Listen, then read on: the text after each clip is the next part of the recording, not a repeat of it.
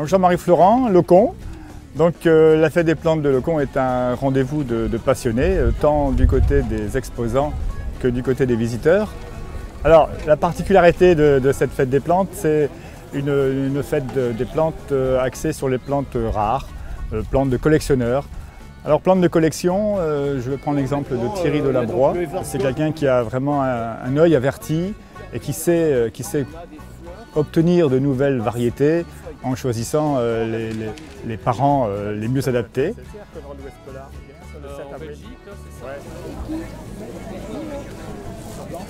On a aussi quelques amateurs.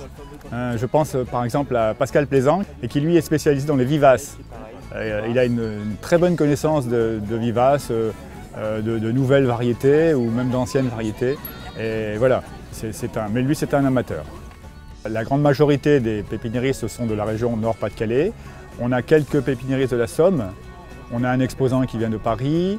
On a aussi presque le quart des pépiniéristes qui sont belges, de toute la Belgique.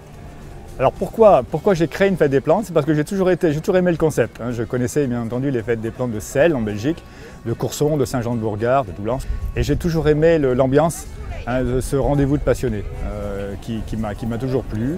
Et je suis arrivé tout à fait par hasard au conseil municipal. J'ai proposé au maire d'organiser une fête des plantes.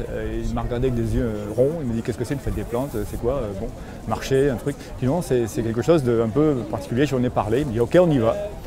On l'a donc mise en route et voilà comment ça s'est produit. Le public évolue. Il évolue beaucoup.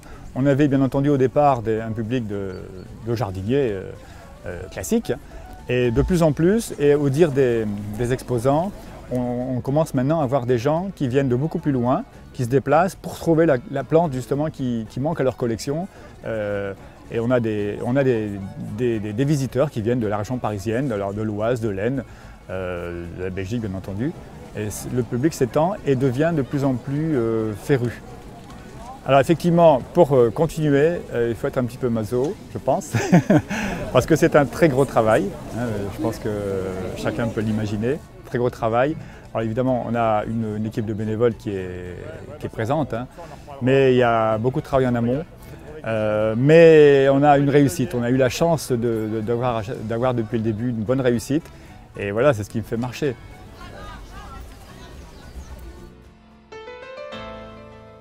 Il s'agit d'un rosier sarmenteux, grand arbuste sarmenteux, c'est-à-dire qu'il lance des longues lianes. Il faut le faire grimper dans des arbustes ou des arbres. En juin, il est complètement englouti sous une nuée de petites fleurs en grappe, des fleurs blanches qui peuvent durer 5 à 6 semaines. Ce rosier s'appelle Philadelphus parce que sa floraison ressemble à s'y méprendre à la floraison du seringa. On a hâte de le voir fleurir.